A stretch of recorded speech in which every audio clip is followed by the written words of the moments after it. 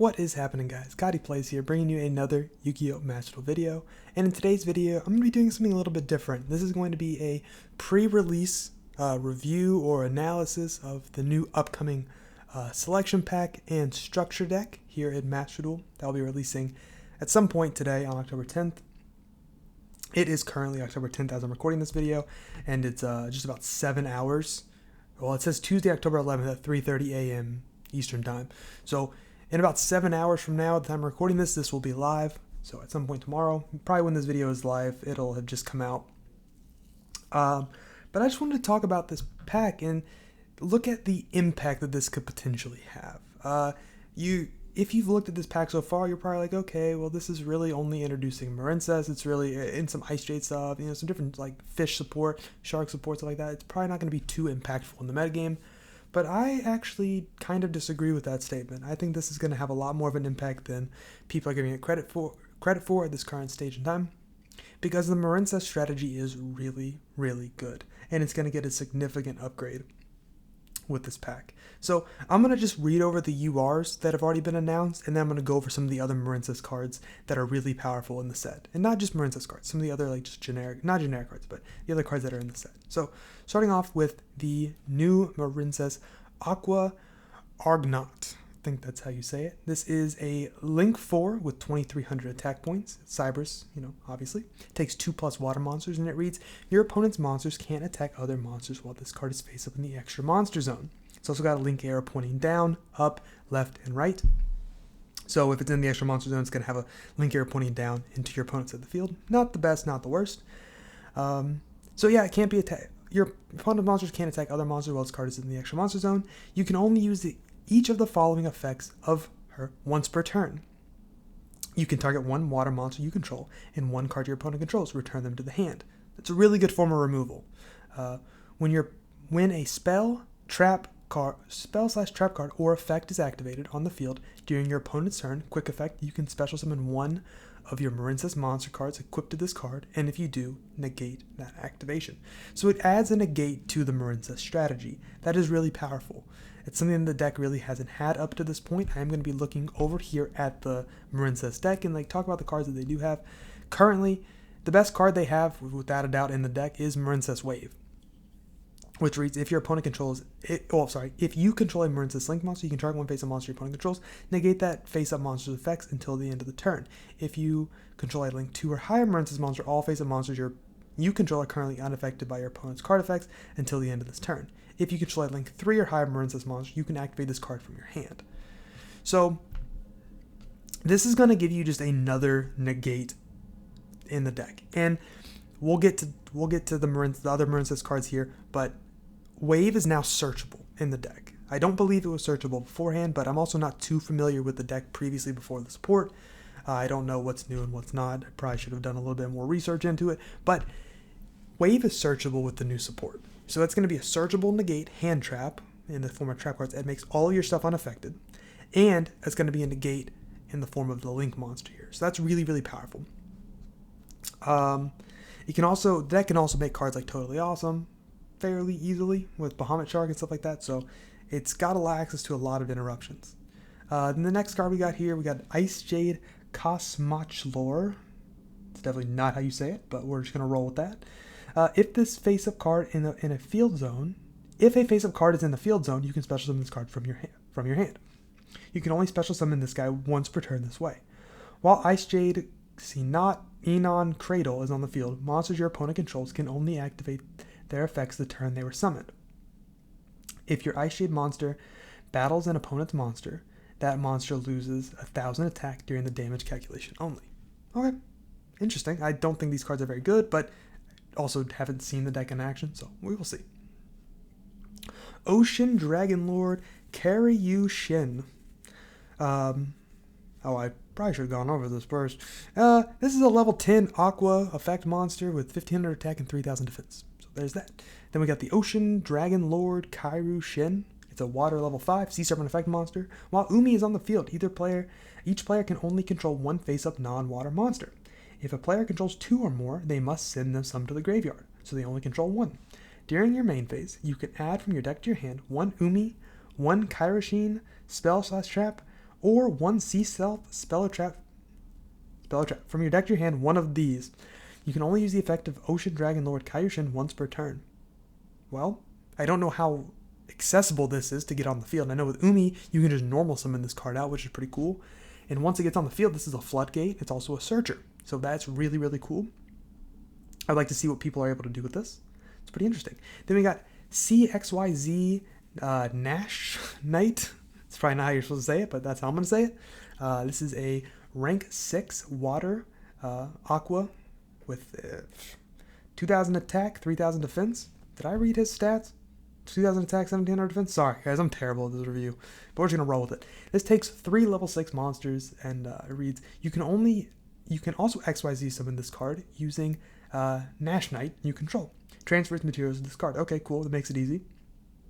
Can't be destroyed by card effects. You can detach one material from this card, especially from your extract one number exceed monster that is a number between 101 and 107 in its name, using this face-up card you control as material, but destroy it during your opponent's next in-phase. This is treated as an exceed summon, transfers materials to that summon monster. You can only use the effect of this guy once per turn. Okay, that's pretty cool. So you can summon like the Silent Honor arc. I think there might be like a new Honor arc, maybe. Oh, I guess it's not announced. I don't know. But yeah, that's pretty cool. I know, like, I think it works like Silent Honor arc, which, I mean, this is, did I not spell that right? Oh, no, I didn't. So we got this guy. Oh, they're both in the game already. Okay, so we got just like the old school Silent Honor arc, and we got the big boy. Okay, yeah, I think you're probably gonna be summoning this, but not for 100% sure on that. But yeah, that's pretty cool. Just gives you access to a diverse range of numbered monsters. We'll see if it sees any play. Then we got the Yorishiro of the Aqua. This is a Aqua Effect Water level 4 monster with 700 attack and 2,000 defense. And it reads, you can banish this card from your graveyard to target one Umi monster. Sorry, I can't read. Target one Umi in your graveyard added to your hand. You can target one water monster in your graveyard, apply one of these effects, but you can't special summon monsters for the rest of the turn except water monsters. Okay, that shouldn't be a problem. Until the end phase, this card's level and name become that monsters. Okay, if Umi is on the field, special summon that monster in defense position. Okay, pretty cool. So some generic Umi support. I'd like to see someone like build a deck around this. If it's not too expensive and I pull all the stuff, I might have to try it. It'd be kind of cool. Probably not too competitive, but it could be cool. So I'm not going to read over all these guys, obviously. I'm just going to go over the ones that I know. I know Spring Girl, Marincess Spring Girl. This is like one of the best cards we're going to be getting in the set for the Marincess strategy. It is a level 4 Cyberse Effect water monster with 1,200 attack and 1,000 defense, and it reads, you can banish one Marincess card from your graveyard or special summon this card from your hand. If this card is sent to the graveyard as material for a water link monster, you can send cards from the top of your deck to the graveyard equal to the number of Marincess monsters you control. Then inflict 200 points of damage to your opponent for each Marincess card sent to the graveyard by this effect. This is just a free extender. The deck needed this. It's just good for the deck. It didn't have it before. It's just a great upgrade for the deck. Absolutely mandatory. Then there's Abyss Shark. This card's really cool too. It is a level 5 fish effect water monster with 1,200 attack, 700 defense, and it reads, if all monsters you control are water monsters, minimum 1, you can activate this effect. You cannot special summon monsters for the rest of the turn except water monsters. Also, the next battle damage your opponent takes this turn from battle involving a number monster you control and another monster is doubled. Also special summon this card from your hand, and if you do, add one level 3, 4, or 5 fish monster from your deck to your hand, except itself, Abyss Shark. You can only use this effect of Abyss Shark once per turn. If this card is used for an exceed summon of a number monster, it can be treated as a level 3 or level 4 monster. So this is basically just a free body you can put on the board, and it just searches. It's really, really good. People played this in Marincess and the TCG. People played it in just like regular fish decks. I foresee this card seeing play in some form or fashion. It's definitely something to look out for. It's a really good card. Sleepy Maiden, I think that was like a one-of maybe in Marincess. I'm not going to go over it. What else we got? Okay, yeah, we got Marincess Dive here. This card's really good. Oh, I'm sorry. You can't really see that full effect on the screen, but I'll read it. Yeah, sorry about that. I didn't mean for that to be cut off. That's kind of annoying. Marincess Dive. This is just a normal spell card. It reads, activate one of these effects, but you can't special summon monsters for the rest of the turn after this card results, except water monsters. Pretty common theme, it seems like, with all these cards. Target one non-link Marincess monster in your graveyard, special summon it. If Marincess Battle Ocean is in your field zone, special summon one Marincess monster from your deck. So, yeah, pretty cool. It's a nice little, like, I think you play like 1 or 2 of these in the deck. I think pretty sure it's searchable, and it's just a nice little extender. And then I think the last Marincess card I'm going to go over here is just this Marincess Coral Triangle. This is a Cybers, obviously, Link 3 with 1500 attack. It takes 2+ Marincess monsters, and it reads, you can send 1 water monster from your hand to the graveyard to add 1 Marincess trap from your deck to your hand. If only your opponent controls a monster, you can banish this card from your graveyard to special summon any number of water Link monsters from your graveyard whose total Link ratings equal 3. You can only use the effect of Coral Triangle once per turn. You cannot special summon monsters the turn you activate either of this card's effects except water monsters. So yeah, this is a really nice extender slash a card you can just like go into. It's just a nice extender. It's a card that you can just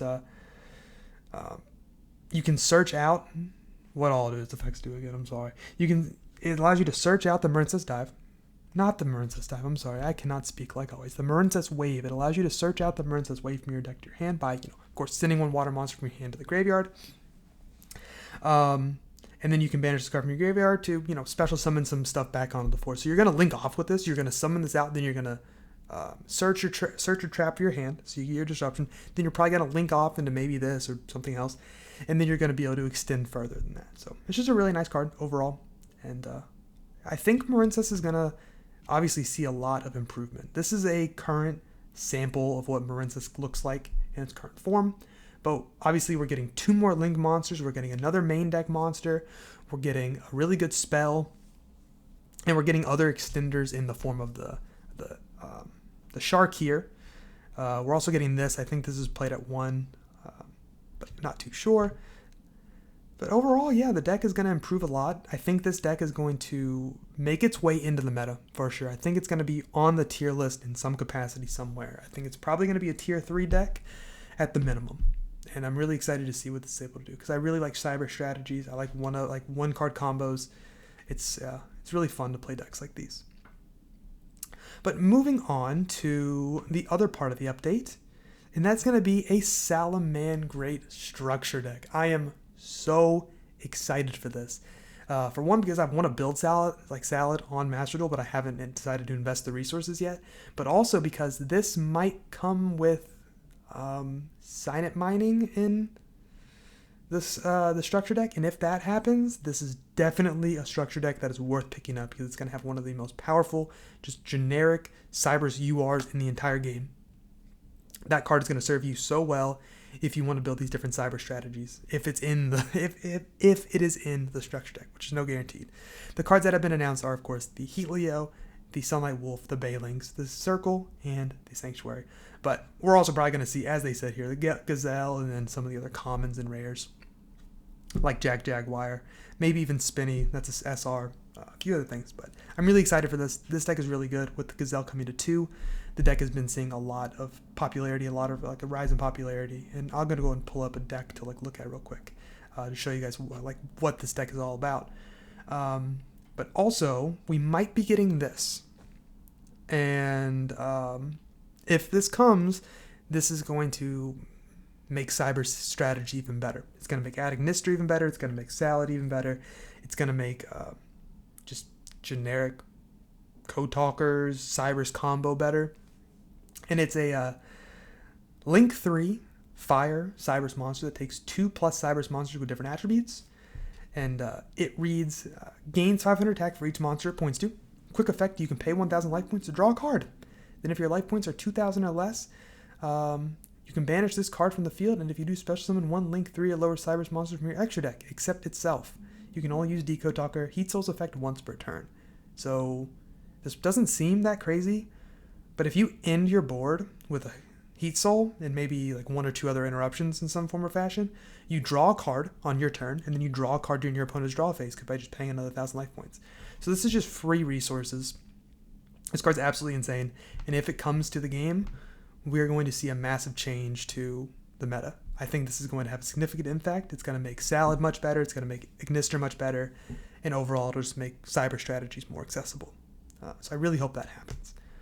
But in the meantime, I'm going to go ahead and pull up a salad breakdown real quick and just talk about this deck in a vacuum and say like what this deck is going to do now that you're going to be seeing it a lot more on the ladder.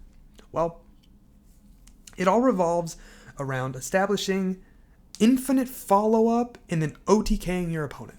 That's basically what it does on turn 1.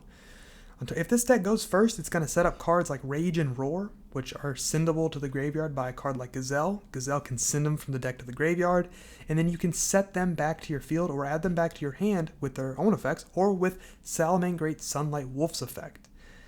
This card reads, if a monster is normal or special summoned to a zone this card points to, except during the damage step, you can add one fire monster from your graveyard to your hand. But for the rest of the turn, you can't normal summon or special summon that monster with that name. I lost my place. Except that monster that monster's name that was added. During your main phase, if you control this card that was sent to the or that was link summoned using Salamangreat Sunlight Wolf as material, you can add one Salamangreat spell or trap from your graveyard to your hand. So you're probably like, okay, if you haven't seen this deck, you're probably like, okay, that doesn't really make sense. Why would you go? How do you go link 2 into link 2 when it takes 2 fire effect monsters? The field spell allows you to one card link into their own selves. It's kind of weird. But it reads, if you link summon a Salamangreat monster, you can use one Salamangreat link monster you control with its same name as the entire link material. So it's really cool. And this field spell is, of course, searchable by the Baylings, who, when it's summoned, adds the Salamangreat Sanctuary to your deck to your hand. So the basic play here is some form or fashion. Summon Gazelle out. Gazelle sends one of your trap cards to the graveyard. Then you link off into Baylings. Then Baylink searches out the field spell. Then, get another monster on board, go into the Sunlight Wolf. Then activate the Sanctuary. Link on top of Sunlight Wolf into another Sunlight Wolf. Then activate its effect to add back the Rage, the Roar to your hand, the Roar or Rage to your hand, which are both interruptions. The Roar is an Omni negate, and the Rage is you send one Salamangreat monster from your hand or face up on the field of the graveyard, target one card on the field, destroy it. You can target one Salamangreat link monster you control that was link summoned using a link monster with the same name. Destroy cards your opponent controls equal to that monster's link rating. So it's like a pop 2, right, when you have the Sunlight Wolf. So it's just searchable, interruptions, and then the Baylings protects your Salamangreat cards from destruction by banishing it from the graveyard. Jack can summon itself back up from the graveyard. Spinny can summon itself back out from the graveyard. Falco can summon it back from the graveyard. The whole point is just to interrupt your opponent enough and survive enough to then on the following turn access code Talker, Update, Jammer, OTK. And shuffle cards back on the field. Shuffle back row back into the deck with Heat Leo. Stall with Boguska. This is a very, very, very simplified way of describing Salamangreat. But you're going to be seeing this deck probably a lot more on the ladder when the structure deck comes out. And I'm really excited for it because this deck's a lot of fun to play. It's not super fun to play against, to be honest with you, but it's a fun deck to interact with. It's a fun deck to play, and it's cool to learn. And if you're interested in it, I highly recommend you picking up the structure deck. I will be doing a deck profile on this very, very soon after the structure deck comes out. So, yeah, with that being said, I'm going to go and call the video here. This has gone on, honestly, longer than it probably should have for a little review.